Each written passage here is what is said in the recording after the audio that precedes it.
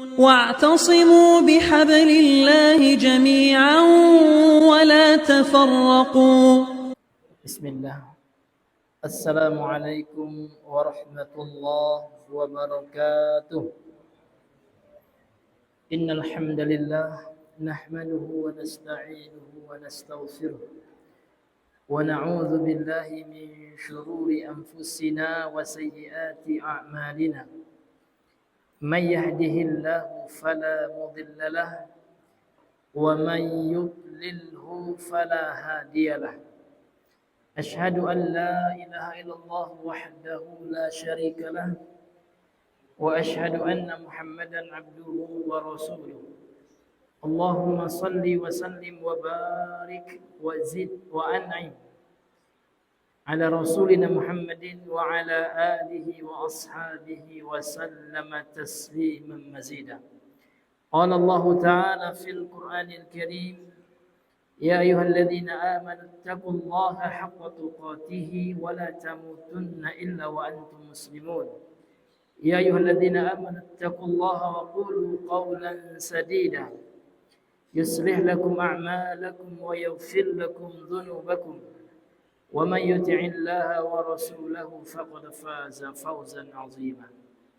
أما بعد فإن أحسن الكلام كلام الله وخير الهدي هدي محمد صلى الله عليه وسلم وشر الأمور محدثاتها فإن كل محدثة بدعة وكل بدعة ضلالة وكل ضلالة في النار. نسأل الله السلامة والعافية. معاشر المسلمين hadirin wal hadirat rahimani wa rahimakumullah. Kita bersyukur kembali kepada Allah Azza wa Jalla karena pada malam hari ini Allah senantiasa melimpahkan nikmat-nikmatnya kepada kita. Nikmat yang terbesar yang Allah berikan kepada kita melebihi nikmat apapun di dunia ini adalah nikmat hidayah ilal Islam. Ni'matal hidayati ilal Islam. Nikmat Allah berikan hidayah atau petunjuk untuk memeluk agama Islam. Kemudian nikmat yang kedua, ni'matu ala sunnah. Nikmat di atas sunnah Nabi yang mulia sallallahu alaihi wasallam. Karena siapapun yang tidak membawa bekal Islam ketika menghadap Allah, maka dia tidak akan mendapatkan kebahagiaan di akhirat. Dia tidak akan mendapatkan kenikmatan. Dia akan dilemparkan ke neraka sa'ir. Sebagaimana sabda Nabi sallallahu alaihi wasallam dari sahabat Abu Hurairah, diriwayatkan oleh Imam Muslim dalam sahihnya, kata Nabi yang mulia sallallahu alaihi wasallam, la yasma'u bi ahadun min hadhil ummah yahudiyan kana am nasraniyan falamma mata summa yamutu falam yu'min bima ursiltu bihi kana min ashabis sa'ir. Kata Nabi sallallahu alaihi wasallam, la yasma'u bi ahadun min hadhil ummah. Tidaklah seorang pun dari umat ini, yakni dari umat beliau ketika Nabi diutus ya. Kan ketika Nabi diutus itu Pak, semua manusia umat Nabi. Iya. Namun umat itu ada dua Pak ya. Umat Rasul itu ada dua. Ada namanya ummatun ijabah. Umat Rasul yang memenuhi seruan dakwahnya Rasul yang beriman kepada beliau. Kemudian ada namanya ummatun da'watun. Ummatun dakwah, umat yang merupakan target dakwahnya Rasul untuk masuk Islam yang belum muslim. Jadi orang kafir itu umat Nabi juga, tapi umat Nabi yang membangkang. Makanya Nabi mengatakan tidaklah seorang pun dari umatku, kata Rasul, tidak mendengarkan seruanku, tidak mau mentaatiku, thumma yamutu, kemudian dia mati, meninggal dia, falam yu'min bima ursiltu bihi, kemudian dia tidak beriman dengan apa yang aku diutus dengannya, dengan Islam, dengan sunnah Rasul, gitu ya. Tidak beriman dia dengan syariat Rasul. Ya, kemudian Rasul mengatakan kana min ashabis sa'ir, maka dipastikan kelak kalau dia mati dalam keadaan tidak muslim, dia akan menjadi penghuni neraka sa'ir. Neraka yang menyala-nyala yang dia kekal di dalamnya. Makanya kita harus banyak-banyak bersyukur hari ini kita masih beragama Islam dan masih mampu untuk menjalankan perintah Allah dan Rasulnya dan menjauhi larangan Allah dan Rasulnya. Kemudian salawat dan salam kepada Rasulullah sallallahu alaihi wasallam. Allahumma salli ala Muhammad wa ala ali Muhammad. Baik, ma'asyiral muslimin wal muslimat, akramani wa akramakumullah. Kita kembali melanjutkan kajian kita masih pada pembahasan kitab Syarhul Usulis Salasah. Syarah Al-Usul As-Salasah.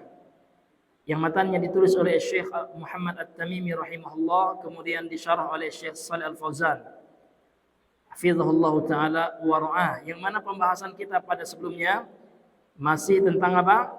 Tentang ya tujuan Allah Subhanahu wa taala mengutus para rasul. Secara khusus ya hikmah Allah Subhanahu wa taala mengutus nabinya yakni Nabi Muhammad sallallahu alaihi wasallam.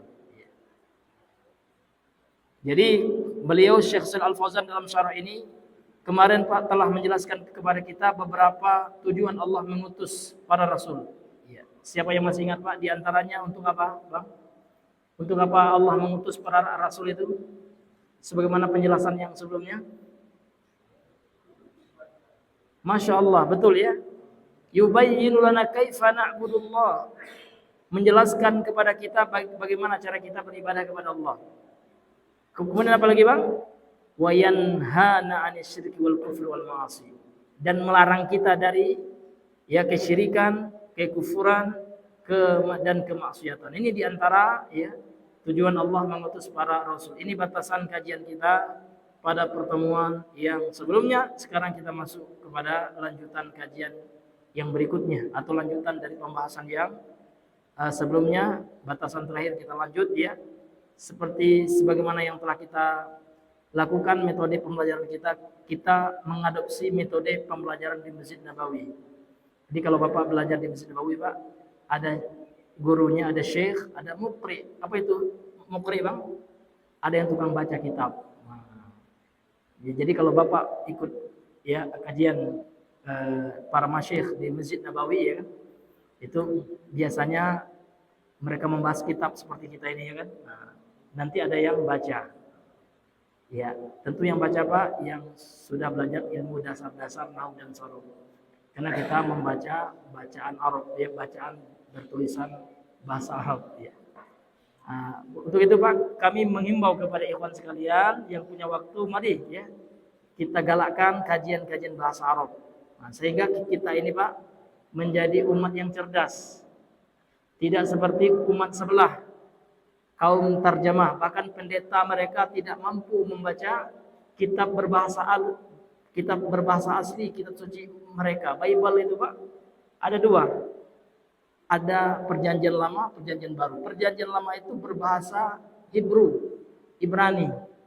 Perjanjian baru berbahasa Yunani. Maka pendetanya tidak ada yang mampu. Bahkan banyak kesalahan terjemahan karena memang tidak mempelajari ilmu bahasa. Apa penting ilmu bahasa ini? Apalagi kita bahasa Arab ya, dengan bahasa Arab kita paham Al-Quran dan Sunnah, memahami kitab-kitab para ulama. Ibadah pun kita semakin khusyuk. Karena kita memahami setiap bacaan sholat kita. Karena dalam bacaan sholat tidak ada yang berbahasa Indonesia. Jadi kalau Bapak bahasa Indonesia batal sholat Bapak ya. Karena tidak sah. Nah, seperti itu. Ya, tafadhol akhi Alan, ya dilanjutkan.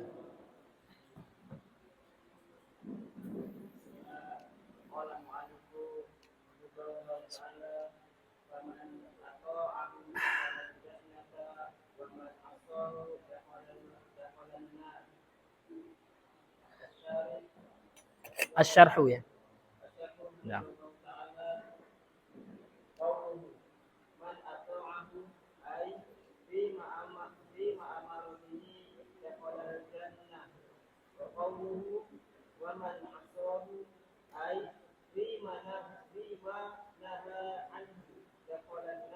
Iya.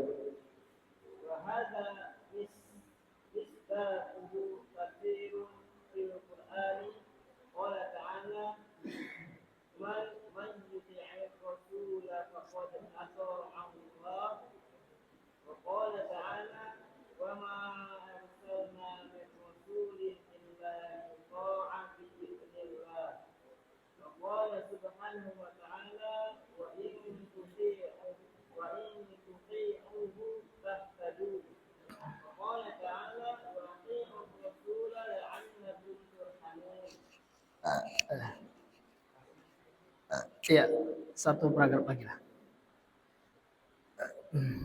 Faman ata'ahu ya. Dia ya. Ya, dia diberikan hidayah. Faman ata'ahu dia. Faman ata'ahu dia wa dakhala al-jannata wa man asahu dhalla wa dakhala an-nar. Qala sallallahu alaihi wasallam kullukum yadkhulul jannata illa man aba. Qalu ya Rasulullah wa man ya'ba? Qala man ata'ani dakhala al-jannah wa man asani faqad aba. Iya. Qala al-muallif rahimahullahu taala Syekh Muhammad Ibnu Abdul Wahhab At-Tamimi An-Najdi rahimahullahu taala, faman ata'ahu dakhala al-jannata wa man asahu dakhala an-nar. Maka barang siapa yang mentaatinya, ini kembali kepada siapa? Rasulullah. Jadi barang siapa yang mentaati Rasulullah, maka dia pasti masuk surga. Pasti ini sifatnya, Pak. Ya, tidak kemungkinan lagi, pasti. Kalau orang yang betul-betul dia mentaati Rasul. Wa man asahu, dan barang siapa yang bermaksiat ya kepada Rasul, durhaka kepada Rasul, dakhalan nar, maka dia akan masuk neraka. Nah, kalau maksiat ya, maka maksiat ini bertingkat-tingkat. Ada maksiat yang mengeluarkan orang dari keimanan, dari keislaman.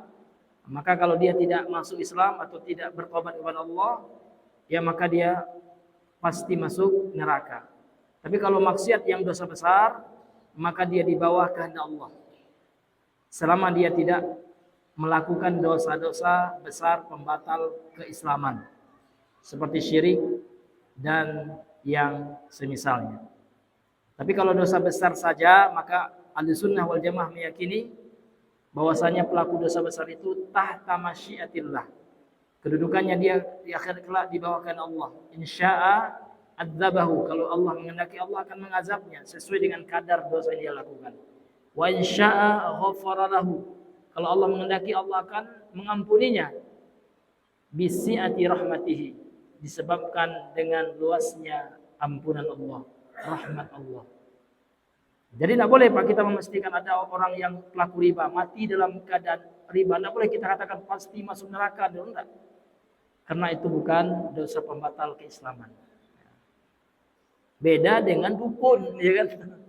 Kalau dukun mati Pak, ya kan? Dia meyakini bahwasanya dia mengklaim tahu ilmu gaib, ya kan? Bisa menerawang, maka dipastikan dia masuk neraka kalau dia tidak apa? Tidak bertobat. Kenapa? Pak Ustaz, karena Allah yang memastikan, bukan kita.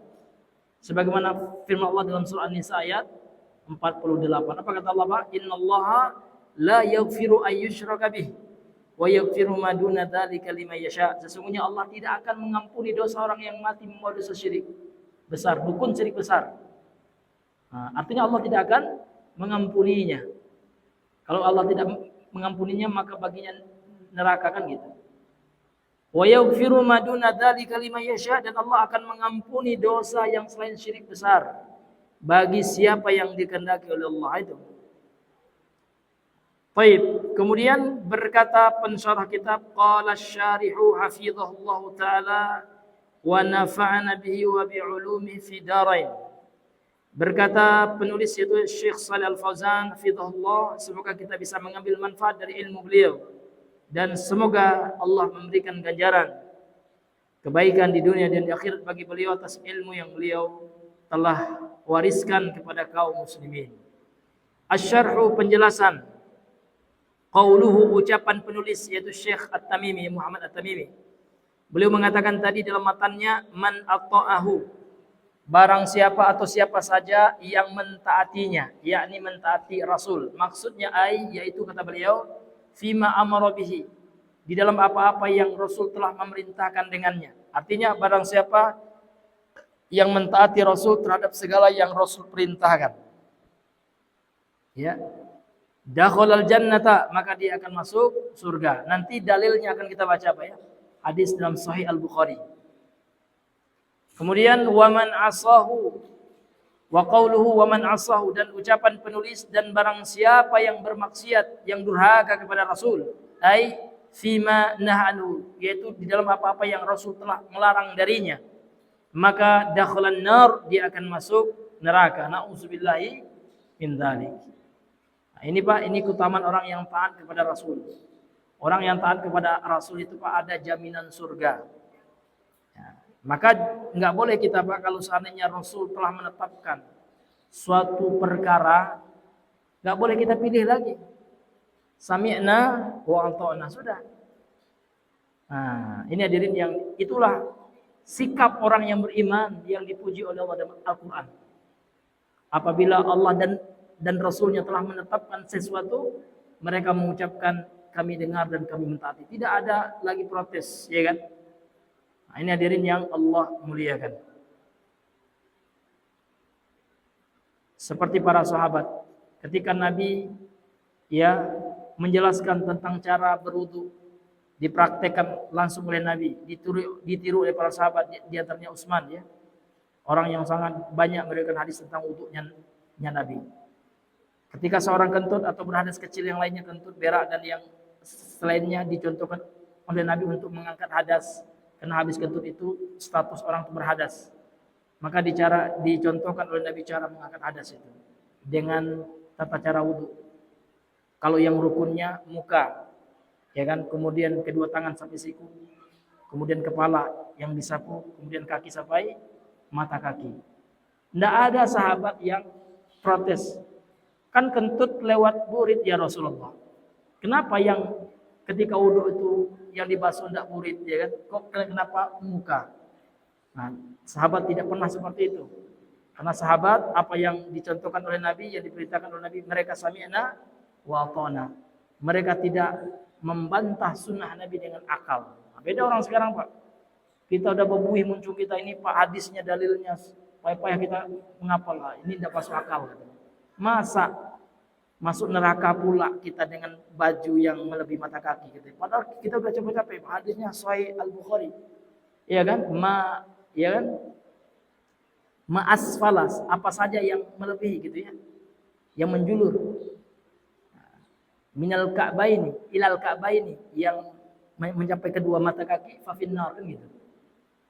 Ada orang sekarang tidak mau dia menerima hadis itu. Dia katakan itu tidak masuk akal. Tidak boleh Pak. Bahkan ketika wudu saja Pak, apa kata Nabi ini dalam Sahih Al-Bukhari juga, wailun lil aqabi minan nar. Ya, celakalah kedua mata kaki yang tidak sempurna dibasuh ketika wudu, celakalah baginya kelak dibakar oleh api neraka kalau orang itu sembarangan wudu.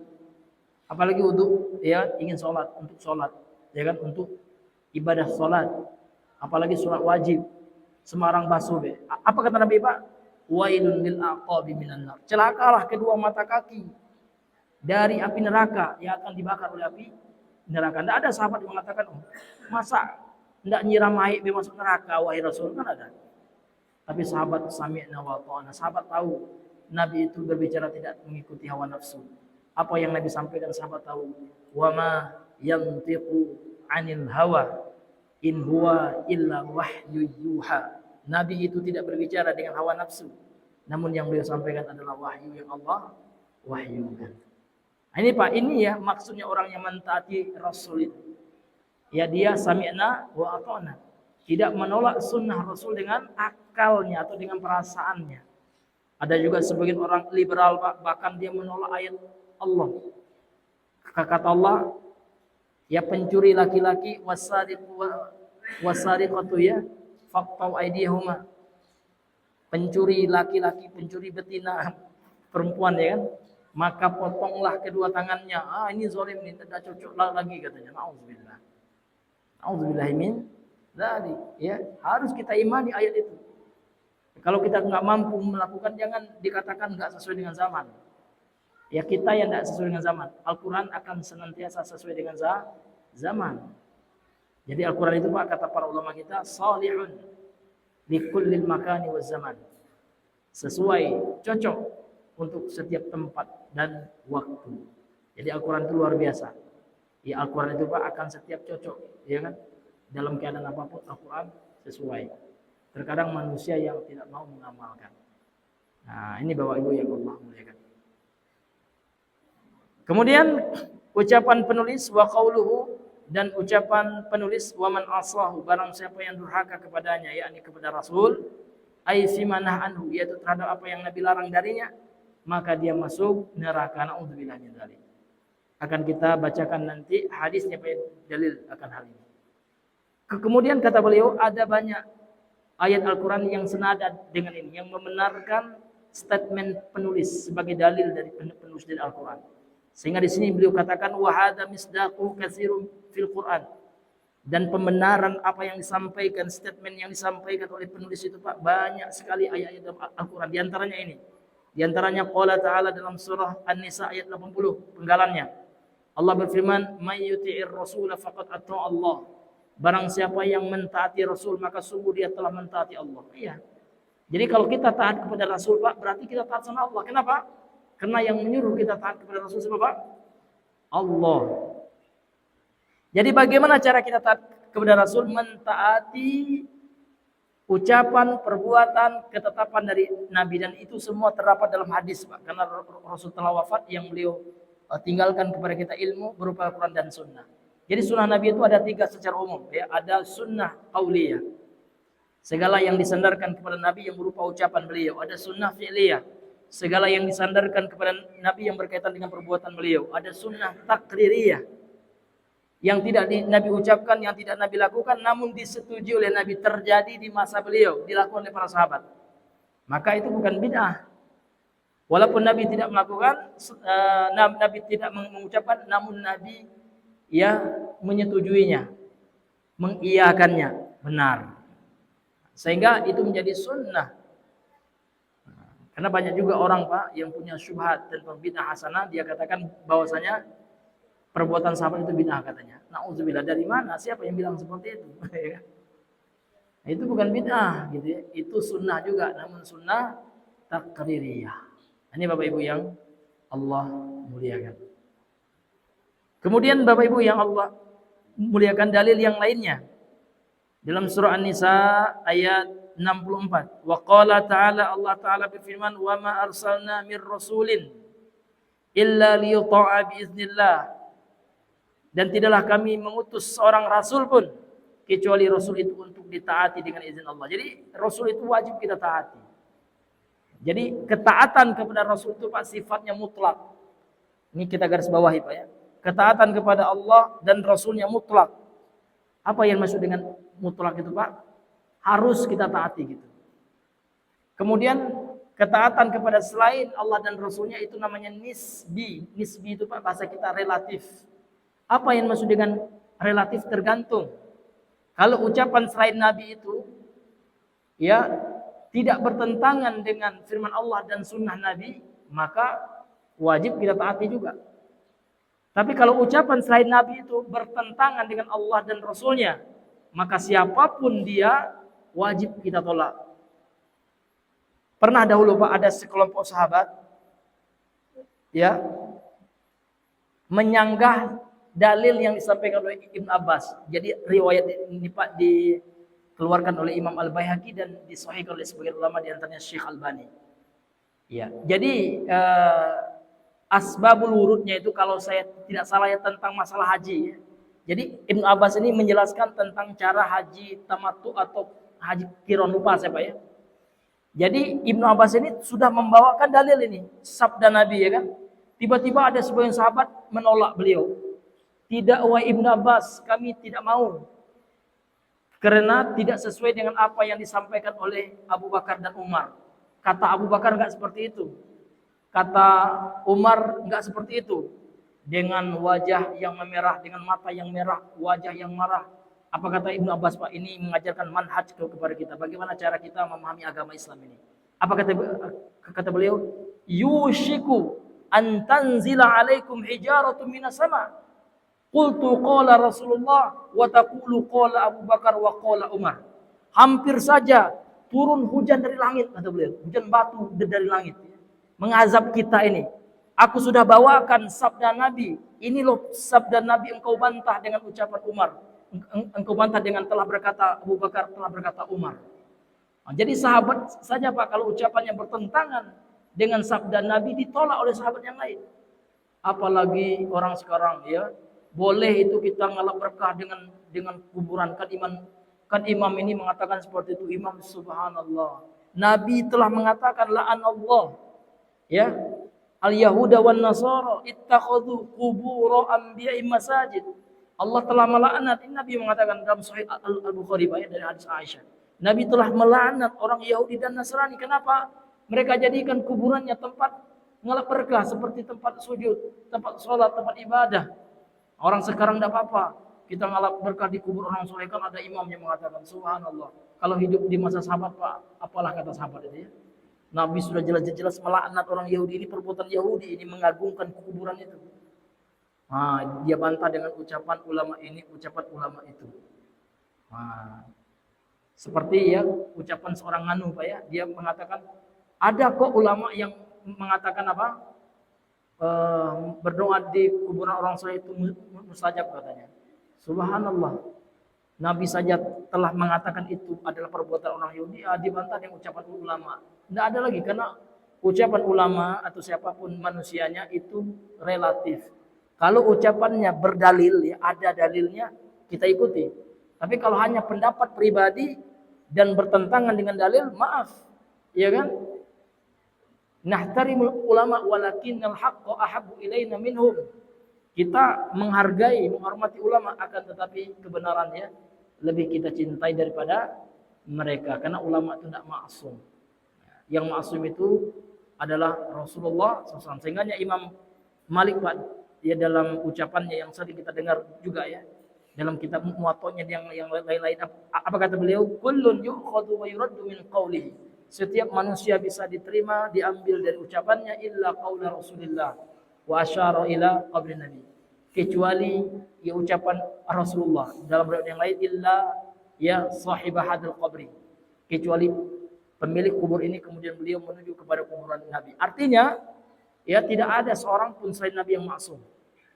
Sehingga ucapannya, pendapatnya itu relatif, nisbi, Pak. Kalau sesuai dengan sunnah, ya kita ambil. Seperti ucapan Imam An-Nawawi dalam mazhab Syafi'i. Kalau seandainya seseorang itu lupa, ya, lupa kunut subuh, maka dianjurkan, ya kan, untuk apa? Untuk sesawi. Kita tolak itu karena Nabi tidak pernah mencontohkannya. Walaupun Imam Nawawi, Imam Rafi, Imam siapa lagi, penulis kitab Fathul Mu'in dan apapun ya, mereka bukan Nabi gitu ya. Kalau seandainya mereka bisa mendatangkan dalil Nabi pernah melakukan, sahabat telah sepakat dalam hal itu, boleh. Tapi nggak pernah Pak. Kunut itu sendiri, para sahabat ada yang mengatakan apa?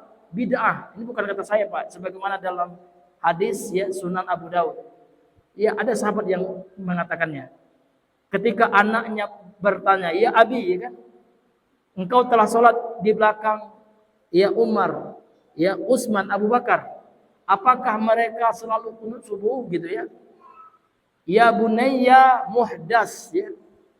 Wahai anakku, sesungguhnya perbuatan itu adalah perbuatan bid'ah. Bukan kata saya Pak ya. Hadisnya ada.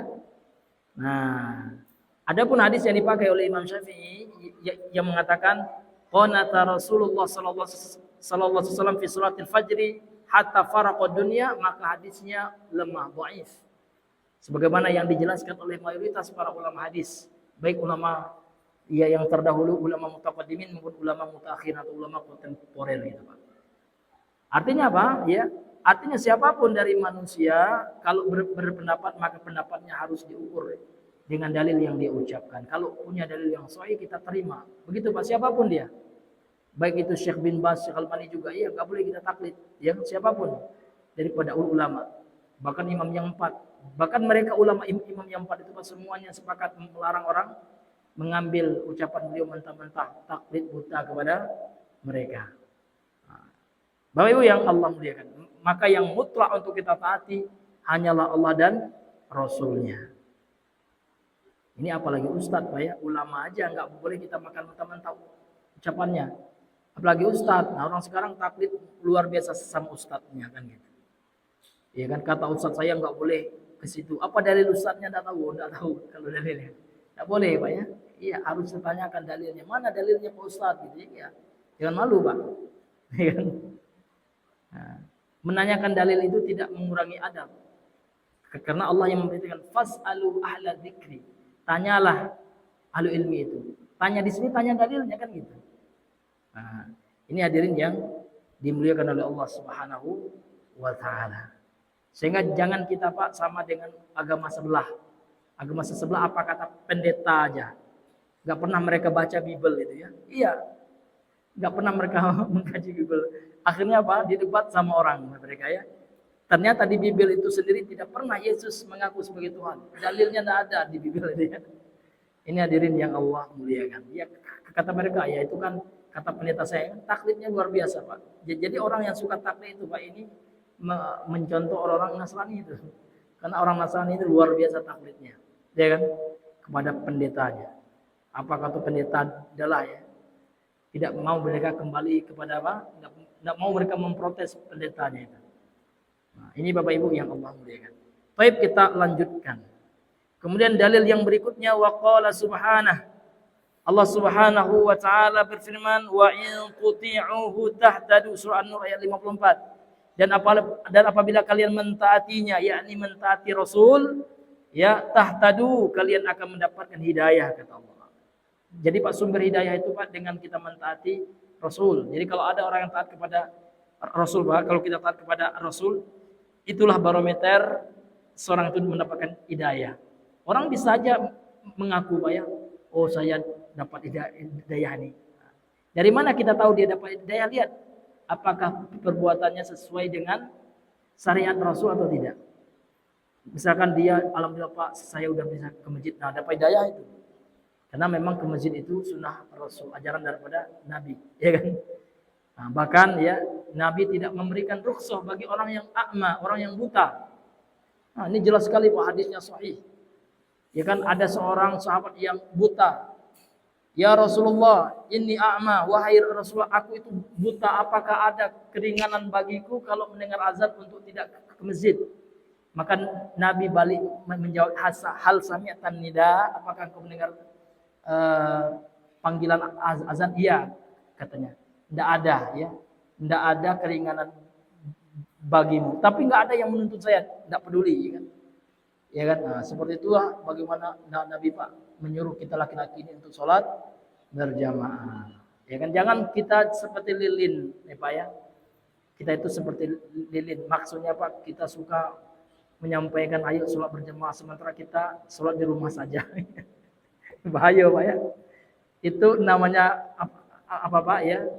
Atamuruna bil birri wa tansawna anfusakum wa antum atamuruna an-nasa bil birri. Apakah engkau hanya menyuruh orang berbuat baik gitu ya? Sedangkan engkau melupakan dirimu gitu kan. Nah, ini bahaya Pak. Ini contoh orang Yahudi. Pendeta Yahudi itu hebat Pak. Hafal Taurat mereka. Ayo kan. Disuruh orang untuk mengamalkan Taurat. Sementara mereka sendiri tidak mengamalkannya. Na'udzubillahi min dzalik. Makanya Imam Ibnu Utsaimin ya ketika mentafsirkan surat yang terakhir, ayat yang terakhir dari surat Al-Fatihah itu Pak, ghairil maghdubi alaihim waladhdallin, itu al-maghdubi alaihim, orang yang dimurkai itu adalah Yahudi kata beliau kan. Yaitu orang yang punya ilmu tapi tidak mengamalkan ilmunya. Bahkan dia menyuruh orang ayo kita sholat berjamaah. Kan tahu dia ilmunya dalilnya sudah tahu semua dia kan. Kemudian dia tidak mau bayar sholat berjamaah di masjid tanpa uzur, kecuali dia punya uzur, tak boleh juga kita seuzur. Tapi kalau tanpa uzur, kita nengoklah dia sehat-sehat aja gitu ya. Kayaknya indikasinya adalah di rumah ini contoh. Enggak juga dia ke masjid Pak. Nauzubillah. Harus dikasih nasihat itu. Tapi enggak boleh juga kita menggibahinya. Nah, tengoklah si A itu kan ya. Sering saya lihat dia enggak ke masjid, enggak boleh juga Pak. Itu bukan teman yang baik itu. Kalau teman yang baik itu ketemu dia empat mata, maaf akhi misalnya, atau maaf Pak, atau maaf siapalah gitu Pak ya. Iya, Bapak itu rumahnya dekat masjid Pak kok, dan pagi-paginya datang juga ke masjid kok enggak sholat subuh, apakah ada halangan gitu ya. Sehingga kami enggak suzon gitu ya. Tapi enggak boleh kita juga kita gibahi Pak, karena sebagian orang digibahi Pak temannya. Siapa tuh kan tengok-tengoklah gitu. Enggak boleh Pak. Ini juga salah gitu ya. Nah, ini hadirin yang dimuliakan oleh Allah Subhanahu wa taala. Jadi yang benar itu Pak, ketika ada teman kita nampak kita keliru, salah ya, kita nasihati 4 mata. Berarti kita sayang sama teman kita. Ya, tapi kita jadikan bahan gibah teman kita, berarti kita ingin menjatuhi harga diri. Ini tidak boleh juga. Yang gibah itu ya kita nasihati lagi 4 mata ya.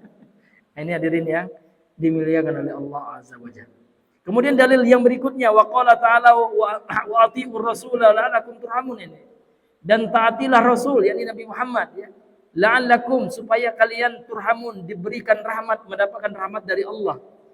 Kemudian kata beliau faman ata'ahu uhtudiya, barang siapa yang mentaati Nabi akan diberikan hidayah. Wa dakhala jannata dan akan masuk surga. Wa man asahu dhalla wa dakhala nar, dan barang siapa yang bermaksiat durhaka kepadanya yakni kepada Rasul ya, dhalla maka dia sesat. Nah, ya jadi gampang aja Pak. Kapan orang itu dikatakan sesat ya? Kalau dia mendurhakai Nabi. Iya, tidak beriman kepada Nabi, sesat itu. Kemudian dia mengejek-ngejek sunnah Nabi, sesat juga. Walaupun sesat orang itu ketika ada yang sesat yang luar biasa ya, seperti orang kafir itu sesatnya udah parah. Orang Islam ada juga yang sesat Pak. Kalau dia mengejek-ngejek sunnah Nabi, dibilangnya kambing Pak. Orang pakai jenggot, ini kambing pula ya. Datang pula kambing nih kata. Nah, itu Pak sesat juga. Kenapa? Karena mengejek sunnah Nabi. Tapi kalau kita belum mampu melaksanakan sunnah Nabi itu jangan diejek kan gitu. Kita misalkan tidak mampu melihara jenggot, takut kita kan kaget ya, kita dikucilkan oleh orang yang enggak senang jenggot misalkan. Itu contoh Pak ya. Tidak boleh kita menghina yang pakai jenggot karena jenggot ini Pak perintah Nabi ini. Ya kan? Jelas sekali Nabi memerintahkan dalam hadis-hadis yang sahih kan gitu. Bahkan ulama sepakat Pak ya, jenggot ini ya sunnah hukumnya. Ini sepakat, yang beda pendapat fuqaha ya. Yang beda pendapat apakah wajib atau tidak. Namun pendapat yang rajih sebagaimana yang disebutkan oleh Syekhul Islam Ibnu Taimiyah wajib Pak. Kenapa wajib ya? Karena Nabi tidak pernah mencukurnya kan gitu. Sesuatu yang Nabi perintahkan kemudian Nabi tidak pernah meninggalkannya itu mengindikasikan itu wajib. Nah, kemudian Nabi juga marah Pak ketika Nabi nampak ada orang Persia. Ini disebutkan dalam riwayat hadis yang sahih. Diriwayatkan oleh Imam Al-Bukhari dalam kitabnya Tarikh. Jadi Imam Al-Bukhari itu banyak kitabnya, tidak hanya Sahih Al-Bukhari, ada juga kitab lain ya, seperti kitabnya Al-Adab Al-Mufrad, itu juga kitab Imam Al-Bukhari ya. Kemudian kitab At-Tarikh oleh Imam Al-Bukhari. Posnya beliau menceritakan dia bahwasanya ada utusan orang Persia Pak ya, menghadap Nabi ya kan, dan mereka mencukur habis jenggotnya Pak. Kemudian kata Nabi, kenapa kalian cukur habis jenggot engkau ya? Ya. Dan Nabi waktu itu agak merah muka beliau. Sesungguhnya aku diutus untuk ini kata beliau, sampai beliau memegang jenggotnya gitu. Ini menunjukkan kata ulama yang mewajibkan jenggot itu dalil ya, di antara jenggot itu hukumnya wajib Pak ya. Namun bagi laki, kalau bagi perempuan tidak Pak ya. Kalau perempuan tumbuh jenggot cukur. Kalau ada perempuan yang kelainan hormon misalkan Pak ya. Kan ada juga ya perempuan yang bagi kumis ya kan. Dia juga ada cukur itu. Karena tidak boleh nanti menyerupai laki. Sebagaimana juga laki-laki yang mencukur jenggot itu menyerupai perempuan. Enggak boleh kita hina jenggot Pak. Walaupun jenggot kita satu-satu tumbuh Pak, jangan pula bilang kayak tusuk sate aja jenggot, enggak boleh. Ini sunnah Nabi nih Pak ya. Jangan, walaupun sepele kayaknya kan, cuma jenggot doang. Tapi kita harus mengagungkan sunnah Nabi. Karena yang ngomong itu Nabi, ya kan? Kalau mak kita yang ngomong ada diajak oleh orang, marah kita Pak. Marah kita. Nah, Nabi itu lebih daripada mak kita lagi. Ketaatan kita kepada Nabi itu lebih daripada ketaatan kita sama mak kita. Iya. Ini hadirin yang dimuliakan. Karena Nabi mengatakan apa Pak? La yu'minu ahadukum. Tidak sempurna iman kalian kata Nabi. Hatta akuna ahabba ilai, sampai aku lebih dia cintai min walidihi dari orang tuanya, waladihi dari anaknya, wan nas ajmain dari manusia semuanya. Artinya apa? Cinta kepada Nabi itu nomor 2 Pak, setelah cinta kepada Allah. Nomor 1 dibandingkan dengan cinta kepada manusia, kepada istri lebih harus kita cinta sama Nabi lagi. Ya kan? Bahkan ada sahabat Umar bin Khattab mengatakan, ya kan, sesungguhnya wahai Rasulullah, engkau adalah manusia yang aku cintai kecuali diriku, katanya. Artinya saya lebih mencintai aku. La ya Umar, engkau belum beriman itu. Sampai diriku lebih engkau cintai dari dirimu sendiri. Nah, itu Pak. Ya, jadi kita cinta kepada Nabi ini melebihi apapun. Ini yang ngomong nyuruh dia itu Nabi loh. Jadi ekspresi cinta kita kepada Nabi itu kita taati, Pak. Ya kan? Walaupun mungkin dalam adat kita, aduh ya jenggot ini pula nih gitu. Berat kita, lawan rasa berat itu. Kita biarin jenggot ini tumbuh dalam rangka untuk mencintai Nabi. Ini hadirin. Maka tidak boleh sekali orang-orang apa nama itu mencela, mengolok-olok sunnah Nabi, walaupun sepele ya kan? Walaupun kelihatannya sepele. Ini hadirin ya Allah. Karena orang yang mencela itu Pak, sesat dia. Ya, dhalla dia, sesat dia, wa dakhalan nar, dan dikhawatirkan dia masuk neraka kelak. Qala sallallahu sebagaimana sabda Nabi sallallahu alaihi wasallam, kullukum yadkhulul jannata illa man aba, setiap kalian akan masuk surga kecuali yang enggan saja. Qalu, mereka berkata, para sahabat berkata, ya Rasulullah, wa man ya'ba? Wahai Rasulullah, siapa yang enggan masuk surga itu? Qala, Rasulullah menjawab, man ata'ani dakhala jannah. Barang siapa yang taat kepadaku dia akan masuk surga. Wa man 'asani, dan barang siapa yang durhaka kepadaku, yang tidak taat kepadaku, faqad aba, maka sungguh dialah orang yang enggan masuk surga. Masuk waktu belum, Bang? Masya Allah. Tak terasa aja ya sudah masuk waktu. Karena kalau sudah masuk waktu ya, mungkin kita coba dulu sampai di sini pembahasan kita pada malam ini. Mudah-mudahan yang sedikit ini Pak bisa memberikan motivasi dan semangat kita untuk senantiasa mentaati Nabi. Itu yang penting Pak. Mentaati Nabi itu modal untuk dapat surganya Allah. Sementara yang tidak taat kepada Nabi itu modal untuk masuk neraka. Na'udzubillahi min dzalik. Subhanakallahumma bihamdika asyhadu an la ilaha illa anta astaghfiruka wa atubu ilaik. Assalamualaikum warahmatullahi wabarakatuh.